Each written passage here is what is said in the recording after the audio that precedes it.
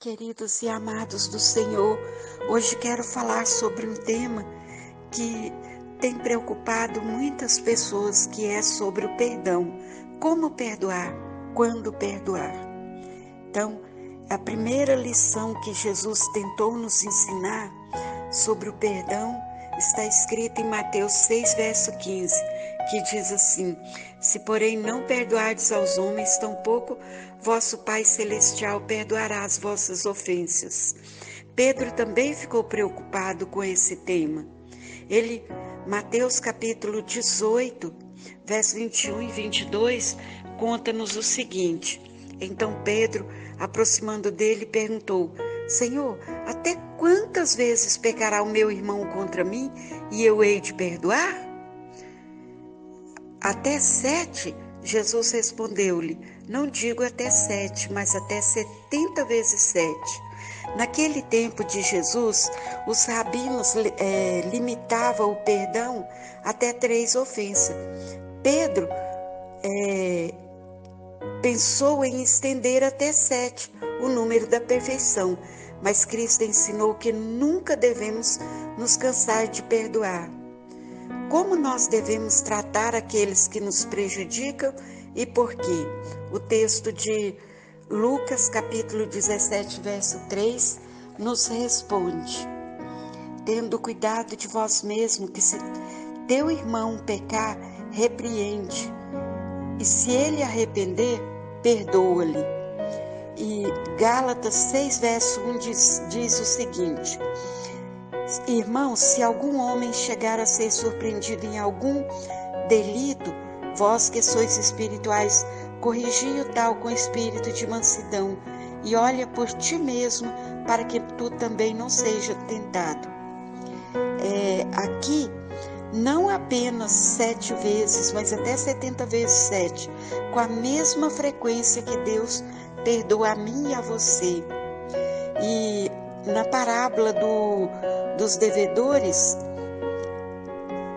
um servo tinha uma grande dívida para com o rei.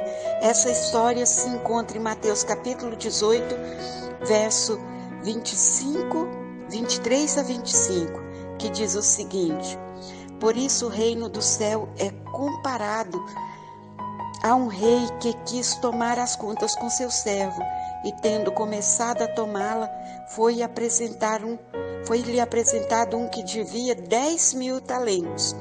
Mas não tendo com que pagar, ordenou seu senhor que fosse vendido ele, a sua mulher e seus filhos e tudo o que tinha, para pagar a dívida. E aquele servo, quando viu que ele teria que ser vendido juntamente com os seus servos, o restante da história está em Mateus capítulo 18, 26 e 27, chegou no rei e disse: Senhor, tem compaixão de mim, que tudo lhe pagarei.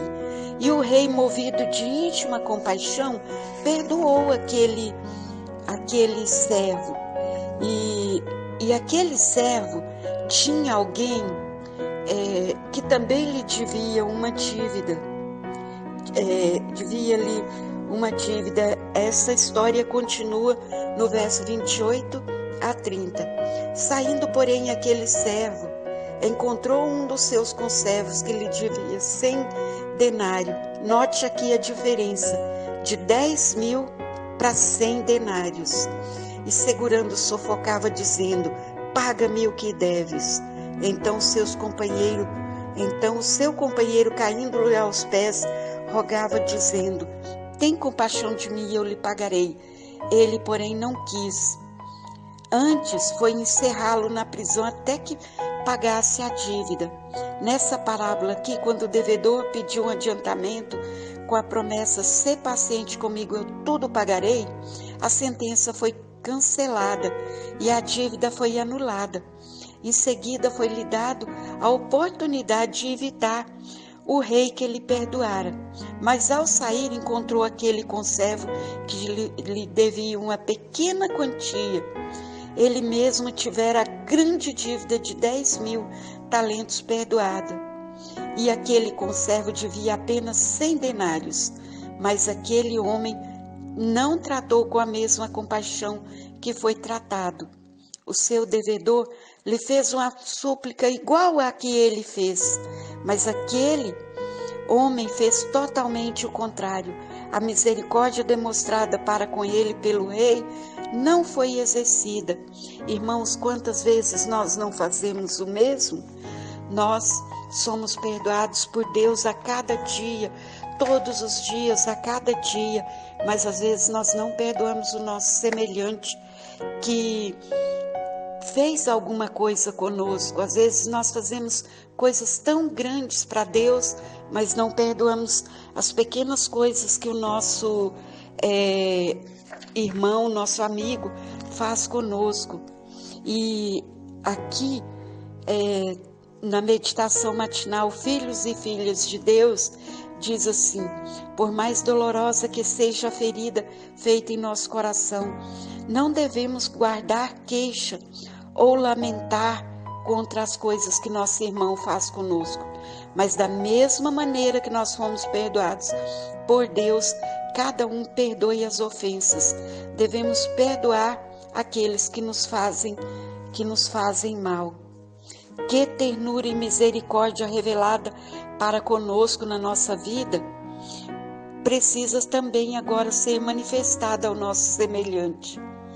Irmãos, queridos e amados de Deus, Cristo, ele foi tratado como nós merecíamos ser tratado. E nós foi condenado também pelos nossos pecados, os quais ele não tinha participação, para que nós pudéssemos, da mesma maneira, perdoar aqueles que nos devem. E nós devemos seguir o exemplo do Pai Nosso. Lá no capítulo 6 de Mateus, conta a história do Pai Nosso e diz assim: perdoa as nossas dívidas, assim como Ele nos tem perdoado. Queridos e amados do Senhor, eu faço um apelo nesse dia para que, com a mesma maneira que Jesus tem nos perdoado, nós possamos perdoar o nosso próximo.